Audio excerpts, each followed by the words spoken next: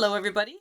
Blooket has asked us to make quick videos about how we are using Blooket, and I'm going to endeavor to keep this under a minute long. I'm Madame Sensei. I teach Spanish, French, and Japanese to high schoolers out here in the beautiful Pacific Northwest. I was on a podcast, I've been on this podcast. This is the Comprehend This podcast, and Scott Benedict and I were talking about how much we love Blooket on this podcast, and I mentioned one of the weird ways I use Blooket, and he hadn't thought of it before, so I thought I would share it with you. So, I teach Spanish, French, and Japanese, and part of teaching a language is getting the students to talk to each other in the language.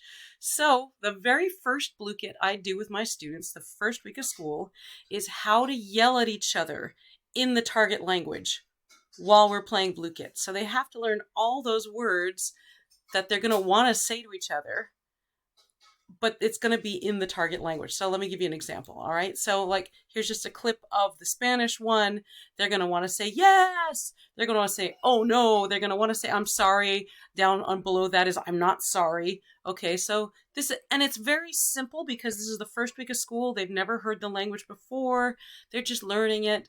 I just want them to get used to it so that when we play Blooket for reals, they know how to yell at each other. Here's a little snippet of a French one. Okay, they went, why? Like, why did you do that? Why did you do that is perhaps too long for them to say the first week of school, but they can certainly just say why. They can say because. They could say you're mean. They could say you're nice. Okay, just the ways that they're going to want to yell at each other. Now, for my Japanese one, I do not use romanization at all. I don't want the students to have an accent, which they do have if they use romanization. So you will notice that with Blooket, I took advantage of the fact that you can embed sounds in, and I recorded what each of these sounds like. And yes, it's the actual one that they're going to be saying. That's what I want them to do. I want them to memorize what it is that they're going to be saying to each other in the context of the game.